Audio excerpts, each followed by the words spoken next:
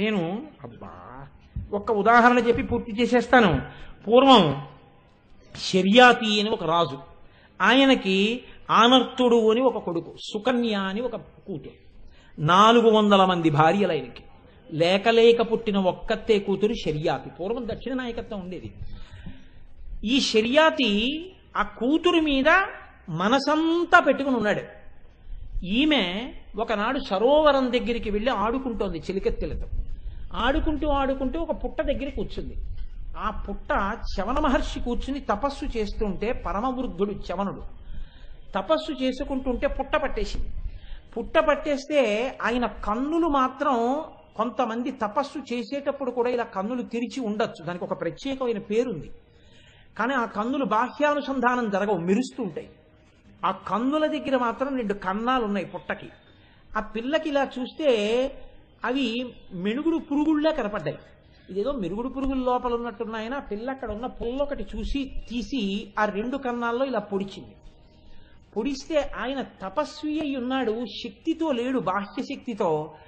అబ్బా అబ్బా అని మూలిగాడు. ఈ పుల్ల తీసి చూసింది, కొద్దిగా నెత్తురు తడి అంటి ఉంది. ఆ అమ్మాయికి ఏదో మూలిగి వినపడింది, భయం వేసి వెళ్ళిపోయింది బాల్య చేష్టితంగా. ఆయన పడిన బాధకి ఆ రాజ్యంలో ఉన్న వాళ్ళందరికీ మలమూత్ర బంధనం అయిపోయింది, జంతువులతో సహా. ఇప్పుడు వాళ్ళు బెంగ పెట్టుకుని రాజు దగ్గరికి వెళ్ళారు. ఎక్కడో అపచారం జరిగింది మహాపురుషుడికి, అందుకే ఇంత ఉపద్రవం వచ్చింది, ఎవరికి ఏ అపచారం జరిగిందో చూడండి అన్నారు. మన రాజ్య సరిహద్దుల్లో, మన రాజ్యంలో మహానుభావుడు చవనుడు తపస్సు చేస్తున్నాడు, ఆయనకి ఏమైనా అయిందా చూడండి అన్నారు. వెళ్ళి పుట్ట కడిగి చూశారు. చూస్తే 2 కళ్ళు పోయాయి ఆయనకి. ఆయన అన్నాడు, శర్యా నన్ను ఆ పిల్ల సుకన్య పొడిచేసింది అన్నాడు. ఇప్పుడు రాజు దగ్గరికి వెళ్ళి అందరూ వెళ్ళి రాజును తీసుకొచ్చారు. నీ కూతురే పొడిచేసింది అన్నారు. ఆయన అన్నాడు, క్షమార్పణలు చెప్పాడు, నీ జీవితాంతాన్ని నిన్ను జాగ్రత్తగా చూడడం కోసమని పరిచారికల్ని నియోగిస్తానన్నాడు. అంటే ఆయన అన్నాడు, చవనుడు, నువ్వు పరిచారకుల్ని పెడతావు, కానీ నావాడు అని ప్రేమతో చూడరుగా. ఎవరు పొడిచారో నీ పిల్లనిచ్చి పెళ్లి చేయి, భర్తని కాబట్టి జాగ్రత్తగా చూసుకుంటున్నాడు. పరమవృద్ధుడు, ముక్కోపి, కళ్ళు లేనివాడు, అరణ్యంలో ఉండేవాడు. 400 మంది భార్యల్ని చేసుకున్న తర్వాత లేక పుట్టినటువంటి సుగుణాల రాశి, అందాల భరిణ సుకన్య. రాజు బెంగ పెట్టుకుని మంత్రి పరిషత్తుని పిలిచాడు. ఈలోగా లోకంలో బాధ, రాజ్యం అంతా, జంతువులు కూడా నిలబడిపోయాయి, మలమూత్ర బంధనం అయిపోయి. ఈ సమయంలో మంత్రి పరిషత్ అంతా వచ్చి బాధపడుతున్నటువంటి సమయంలో ఈ సుకన్య వచ్చి అంది, నాన్నగారు మీరు బెంగ పెట్టుకోకండి, తప్పు చేసింది నేను, పరమ ప్రీతితో ఋషిని నేను వివాహం చేసుకుంటానంది. చెప్పడానికి ప్రయత్నించాడు, ఆవిడ అంగీకరించలేదు. ఆఖరికి వివాహం అయిపోయింది. ఈ పిల్లని తీసుకుని పరమవృద్ధుడైనటువంటి చవనుడు అరణ్యానికి వెళ్ళిపోయాడు. ఆయనకి కళ్ళు లేవు, ఆయనకి సూర్యోదయం అయితే తెలియదు, అందుకని ఈ పిల్లే చెప్పేది. ఆయన్ని గోరువెచ్చటి నీటితో స్నానం చేయించేది. సంధ్యావందనానికి వేళ అయిందంటే సంధ్యావందనం చేసుకునేవాడు. భోజనం చేసే వేళ అయింది మధ్యాహ్నం అంటే మధ్యాహ్నానికి సంధ్యావందనం చేసుకుని అన్నం తినేవాడు. సాయంకాలం అయింది సంధ్యావందనం చేసుకోండి అంటే చేసుకునేవాడు. అన్నీ తీసుకొచ్చి అందిస్తే పూజ చేసుకునేవాడు. నోటికింతకు ముందు వచ్చు కాబట్టి మంత్రములను మననం చేసేవాడు. చీకటి పడిపోయింది పడుకోండి అంటే పడుకునేవాడు. గజ గజ గజ గజ వణికిపోతూ ఉండేవాడు వృద్ధుడు. ఈమె ఒకనాడు ఏటికి వెళ్ళి నీరు పట్టుకుని వస్తోంది భర్త కోసమని. అప్పటికి ఆయన్ని స్నానం అవి చేయించి కూర్చోబెట్టింది. అశ్వినీ దేవతలని మంచి నవయవ్వనంలో ఉన్న 2 దేవతలు, వాళ్ళు దేవతలకు వైద్యులు, వాళ్ళు ఈమెని చూశారు. మహాసౌందర్య రాశి, ఈమె ఎందుకు అరణ్యంలో ఒక్కటి తిరుగుతోందని అడిగారు. అడిగితే, ఒకవేళ నీకు వివాహం కాకపోతే మా ఇద్దరిలో ఒకరిని నువ్వు స్వీకరించవచ్చు, మేము దేవతలం, దేవతల యొక్క వైద్యులం అన్నారు. అంటే ఆవిడ సరళంగానే జవాబు చెప్పింది, నేను చవన మహర్షి యొక్క భార్యని, నా పేరు సుకన్య, నేను శర్యాతి మహారాజు యొక్క కుమార్తెని, కాబట్టి మీరు నన్ను అలా అడగకూడదు అంది. అంటే వాళ్ళు అన్నారు ఇప్పుడు తెల్లబోయి, పరమవృద్ధుడు, ఉనికిపోతున్నవాడు, కళ్ళు లేనివాడు, కోపిష్టి, అటువంటి వాడికి నిన్నిచ్చి పెళ్లి చేశాడా శర్యాతి? ఎలా పడుతున్నావు వాడితో సంసారం?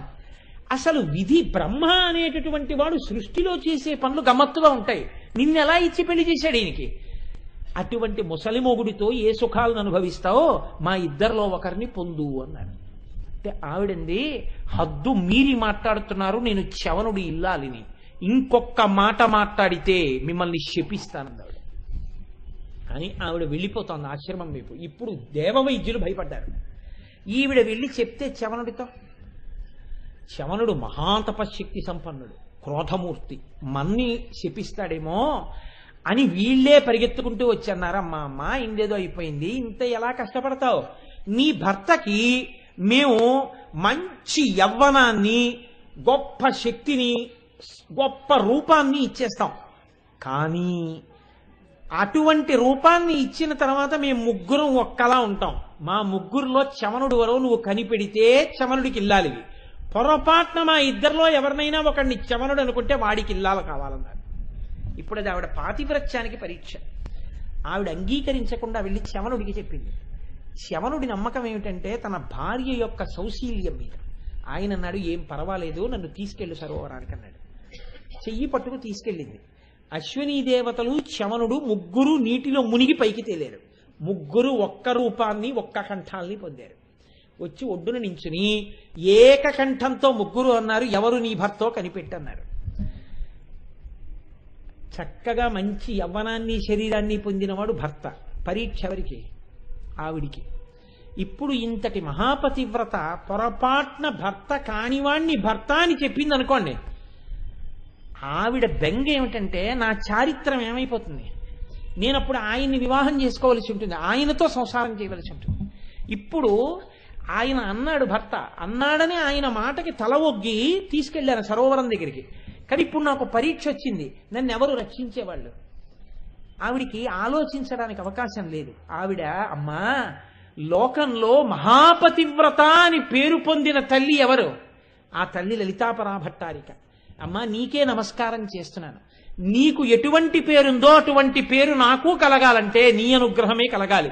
ఆవిడంది, నమ పద్మోద్భవే దేవి నమ శంకరవల్లభే అని విష్ణుపత్ని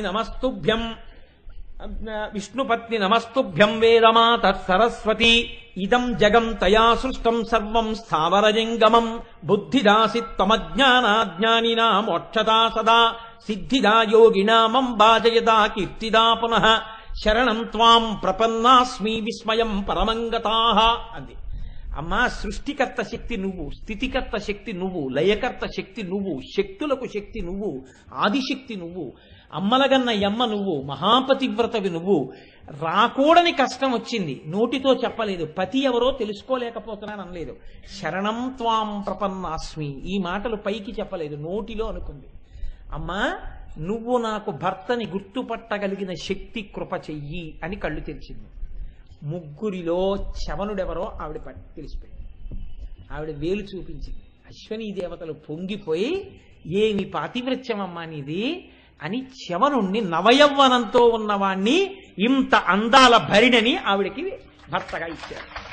ఇప్పుడు చెప్పండి, ఎక్కడో అంత కష్టంలో ఏమి చెయ్యాలో తెలియని స్థితిలో తన కష్టం పరపురుషుల ముందు చెప్పుకోలేక మనసులో అనుకుని శరణం త్వాం ప్రపన్నాస్మి అనగానే ఆ తల్లి ఆనాడు సుకన్యకి పాతివ్రత్యం నిలబడేటట్టుగా శక్తిని కృప చేసేసింది. అంత కష్టంలో, అమ్మా నిన్ను పిలిచిన వారికి ఆ పిలుపులు వినగలిగినటువంటి చెవులమ్మా నీ చెవులు.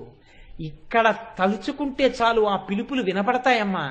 ఆ చెవులు అలంకారయుక్తములు కాకుండా ఉండకూడదు. అంత గొప్ప చెవులని చెప్పడానికి కదంబమంజరీ క్లప్త కర్ణపూర మనోహర ఇందుకుని కీర్తిస్తున్నారు. అది ఆ చెవుల శక్తి అని మీరు భక్తిని పొందడానికి.